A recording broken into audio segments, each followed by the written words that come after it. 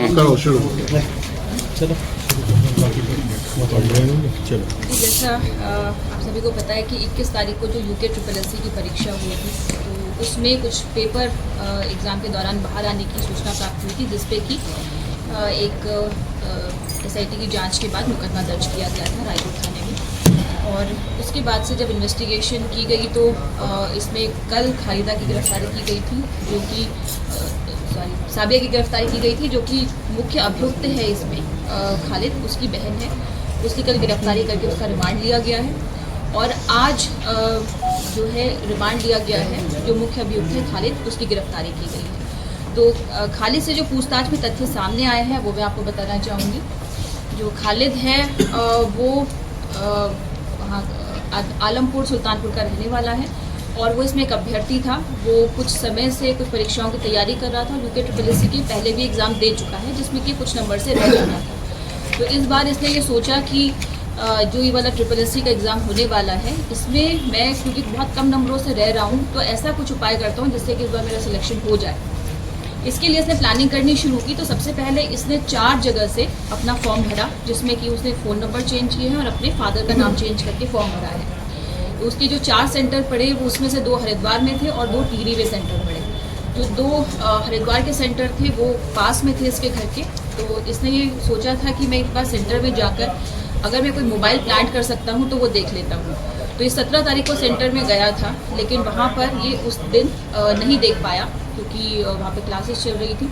उसके बाद ये 20 तारीख को, जिस दिन 21 को एग्ज़ाम था, उससे एक दिन पहले शाम के समय सेंटर में जाता है। आदर्श बाल सदन इंटर कॉलेज बहादुरपुर जट, वहाँ पर ये पहुँचता है और वहाँ पर जो सेंटर है, सेंटर के 2 तरफ से खेत है, तो गन्ने के खेत है। ये वहाँ पर देखता है कि उसकी बाउंड्री वॉल नीचे, वो लगभग 6-6.5 फीट की बाउंड्री वॉल है। वहाँ से कूद के अंदर जाता है और वहाँ पर नीचे बैठ के, क्योंकि वहाँ पर इसे अंदेशा था कि वहाँ पर एक कैमरा भी है, तो ये नीचे बैठ के किनारे किनारे आता है। और वहाँ पे क्योंकि कंस्ट्रक्शन वर्क चल रहा था, इसकी जानकारी में था, इसके घर के आसपास ही है वो वाला गांव भी, इसकी जानकारी में था। वहाँ पे अभी वो क्लासेस बन रही हैं, पुताई वगैरह का काम है और थोड़ा बहुत कंस्ट्रक्शन का सामान पड़ा हुआ था। तो इसने वहाँ पर जाकर वो एक मोबाइल फ़ोन iPhone mini 12 वो इसने वहाँ पर जाकर प्लांट कर दिया। उसके बाद जब नेक्स्ट डे एग्ज़ाम था, तो एग्ज़ाम के लिए ये वहाँ पर पहुँचा। प्रॉपर फ्रिस्किंग चेकिंग के बाद ये उस जगह पर जहाँ पे इसने प्लांट किया था वो मोबाइल, अंदर जो उस परिसर के अंदर, वहाँ से इसने झाड़ियों से अपना मोबाइल फ़ोन उठाया और उसके बाद ये इसने विंड चिटर पहना हुआ था, उसकी पॉकेट में रखकर ये अपनी कक्षा में जाकर बैठ गया। तो जो फ्रिस्किंग चेकिंग है इसकी प्रॉपर हुई थी, लेकिन क्योंकि उस टाइम पे इसके पास मोबाइल नहीं था, ये ऑलरेडी प्लांट कर चुका था, इसलिए फिर वो वहाँ पर फ्रिस्किंग चेकिंग में ये आराम से निकल के आ गया। जैसे ही वहाँ पर एग्जामिनेशन 11 बजे, तो जैसे इसके पास पेपर आया, तो पेपर आने के बाद इसने जैसे बाकी सब रोल नंबर लिखने लगते हैं, इन्विजिलेटर साइन करवाने लगते हैं, तो मौका देखकर इसने विंड चिटर की आड़ लेकर फ़ोटो खींचने शुरू की और इसने 3 क्लिक ली। और वो जो 3 फ़ोटो थे, 3 पृष्ठ थे, उनमें 12 सवाल थे। और उसके बाद फिर इसका कहना है कि मुझे उसके बाद मौका नहीं मिल पाया और फिर मैंने अपने इन्विजिलेटर से उनसे पूछा कि मैं वॉशरूम जाना चाहता हूँ, तो उन्होंने कहा कि अभी आधा घंटा होने दो, उसके बाद जाना। उसके बाद फिर जैसे आधा घंटा होता है, 11:30 बजते हैं, इसने फिर से पूछा कि मुझे वॉशरूम जाना है। ये वॉशरूम जाता है। वॉशरूम जाने के बाद वहाँ पर जो इसका जो क्लासरूम है वो 1st फ्लोर पर था, जो वॉशरूम है वो ग्राउंड फ्लोर पर है। एक ग्राउंड फ्लोर पर जाता है और वहाँ पर जाकर ये वो जो 3 क्लिक है ये अपनी बहन साबिया को भेज देता है। और एक जो इनके साथ इसके साथ लड़की पहले काम करती थी, जिसका नाम सुमन है, जो कि वर्तमान में टिहरी में असिस्टेंट प्रोफेसर है। ये उसे 2018 से 21 के बीच में, क्योंकि वो ऋषिकेश नगर निगम में थी टैक्स इंस्पेक्टर और ये वहाँ पर PWD में संविदा में जेई था, तो ये जानता था। वो इससे परिचित भी थी, इनकी अक्सर बात भी होती रहती थी। और इसके बाद इसे लगा कि वो एग्ज़ाम क्लियर करती रहती है, पढ़ाई करती रहती है, तो वो इसकी हेल्प कर सकती है। तो एक दिन पहले ही उससे बात भी कर चुका था कि मेरी बहन का एग्ज़ाम है, तो इसने अपनी बहन को और सुमन को अपनी बहन का वो नंबर दिया था और ये कहा था कि जब ऐसी बात होगी तो उसे फॉरवर्ड कर देना। ये वॉशरूम में जाता है और जो इसका फ़ोन था मिनी वाला, वो ये बहुत ज़्यादा उसे यूज़ नहीं करता है। अपना जो इसका फ़ोन था खालिद का, वो इसने अपनी बहन साबिया को दिया हुआ था। साबिया के पास जैसे ही वो नंबर आता है, 11:30 बजे वो क्लिक आती है 11:35 पर, वो वो सुमन के नंबर पर फॉरवर्ड कर देती है। सुमन जिसको पहले से ये पता था कि मेरे पास ये कोई भेजेगा 11:30 के आसपास, शायद इसका कोई अभी तक जो हमें पता चला है उसका ये कहना है कि मुझे लगता था कि शायद उसका कोई टेस्ट सीरीज वगैरह होगी, इसे एग्जाम के बारे में जानकारी नहीं थी। तो वो 11:35 पर जब उसके पास वो 3 पृष्ठों के आते हैं प्रश्न, तो वो उनका उत्तर बनाकर 11:45 पर वापस उसी नंबर पर जो खालिद का नंबर साबिया के पास था उसको भेज देती है, और साबिया उसको भेज देती है खालिद को, जो कि अपना मिनी फ़ोन लेकर वहाँ पर गया हुआ था।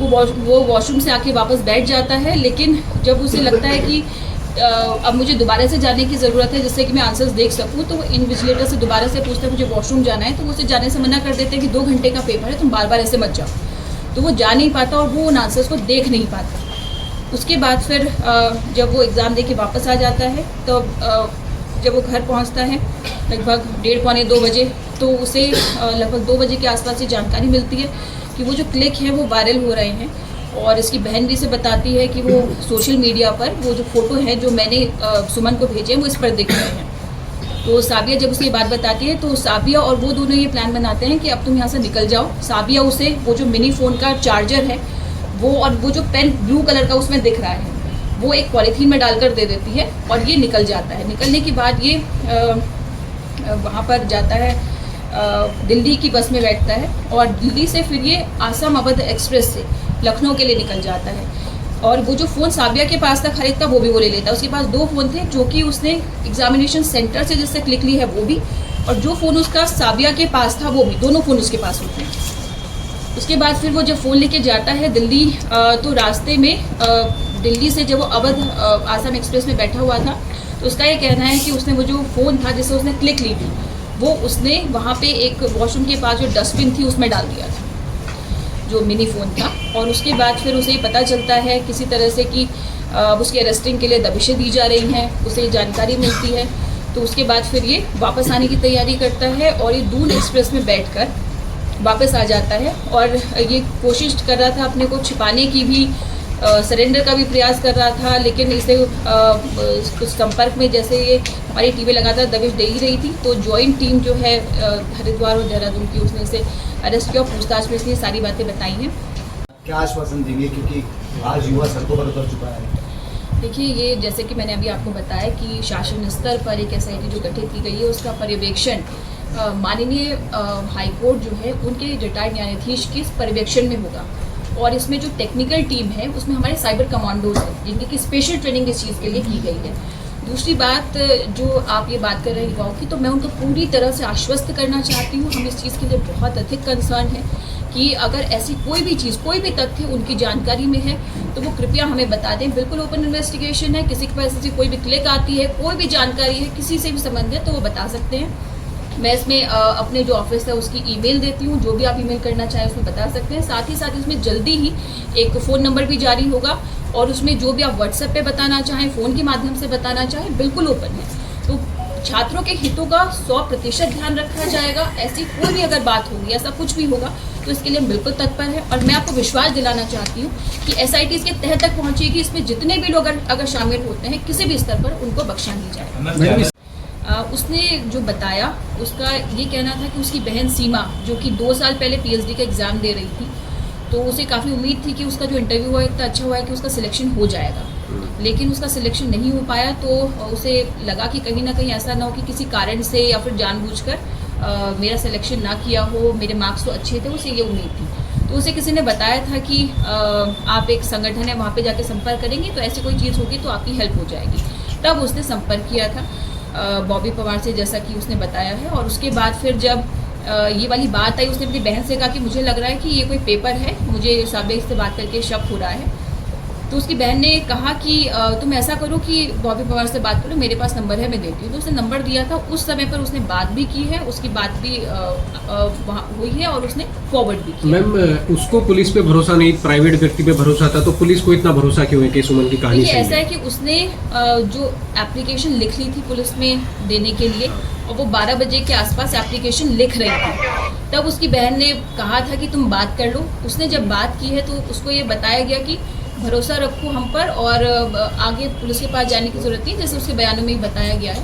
और मैं अपने स्तर पे नहीं, ये कार्रवाई बयान उसके सही है, हम कैसे मान लें? मतलब आप तभी कैसे मान लें? हम नहीं। मैंने यही कहा कि इसीलिए इन्वेस्टिगेशन ऑन है, क्योंकि वो बयान है, जब तक कि उनका किसी और जो साक्ष्य है उनसे बिल्कुल वो जस्टिफाई नहीं हो जाते, हमें तो 100% सही मान के नहीं चल रहा है।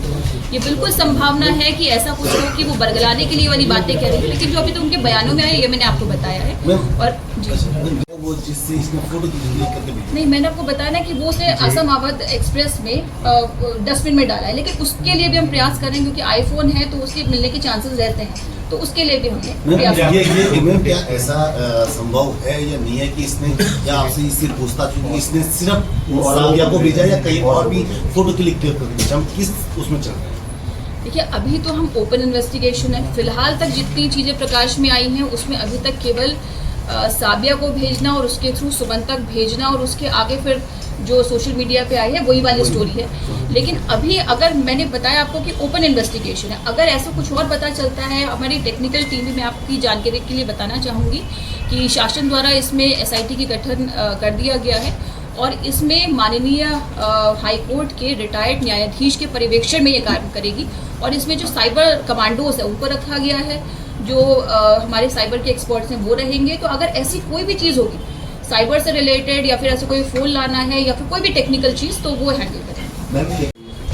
देखिए, सुमन ने अभी तक जो बातें बताई हैं और जैसे मैंने आपको बताया भी कि साबिया का जो रोल है पूरी तरह से क्लियर, जो साबिया सुमन के स्टेटमेंट में उसके फ़ोन से मिले तथ्यों में ट्रांसक्रिप्ट में क्लियर हो गया था। और जो उसने बातें बताई, उसने जो ये कहा है कि उसने जैसे उसे शक हुआ कि ये ऐसा कोई पेपर हो सकता है जो आज के दिनांक में हो रहा है, तो इसलिए उसने साबिया को दोबारा से कॉल किया कि ये वाला पेपर कौन सा है और तुम कहाँ पर हो। तो उसने बताया कि मैं घर पर हूँ और ये वाला जो पेपर है ये शायद समीक्षा अधिकारी का है। तो उसने बोला कि अच्छा ये कौन दे रहा है ये पेपर? तो उसने कहा पता नहीं, भाई बाहर बैठा है, मैं पूछ के बताती हूँ, ऐसे करके उसने फ़ोन काट दिया था। तो उसे शक हुआ, इसलिए फिर उसने आगे फॉरवर्ड किया था। एक चीज़ ऐसी तो क्या ओमार सीट वगैरह हमने चेक की या हम वो मिलान किया उसकी ओमार सीट में उसने वो क्वेश्चन किए थे नहीं किए थे, कुछ ऐसा?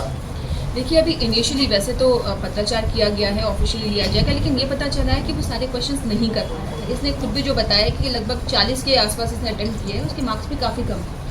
तो क्योंकि ये चीटिंग करने के उसमें 2 घंटे का पेपर था, आना जाना ये कर रहा था, तो ये क्वेश्चन ही पूरा अटेम्प्ट नहीं कर पाया। और ये क्योंकि दोबारा से जाके उसे देखना चाहता था, वहाँ पे देखना भी पॉसिबल नहीं था और हो सकता है कि वो जो जैमर काम कर रहा था उसकी वजह से रिसीव ना हो रहा हो वहाँ पर, इसलिए वॉशरूम जाना चाहता था। तो वॉशरूम में से दोबारा से जाने के लिए इन्विजिलेटर्स ने मना कर दिया कि 2 घंटे का पेपर है, आप बार बार मत जाइए। तो ये वापस जाके उसे देख नहीं पाया। ये रूम में भी गया और बाद में बाथरूम तक गया, रास्ते में कोई नज़र नहीं पड़ी। देखिए, इसने विंड चटर पहनी थी, वो जो इसका क्लिक है उसमें भी आ रहा है, जो कि वहाँ पर एग्जामिनेशन हॉल में ये व्यवस्था थी कि जितने बायोमेट्रिक है हर बच्चे का उसकी क्लास में जाके बायोमेट्रिक लिया जाएगा। बायोमेट्रिक का भी हमारे पास रिकॉर्ड आया है, लगभग 11:30 बजे का इसका बायोमेट्रिक लिया गया है और बायोमेट्रिक लेने वाले व्यक्ति के भी बयान हुए हैं।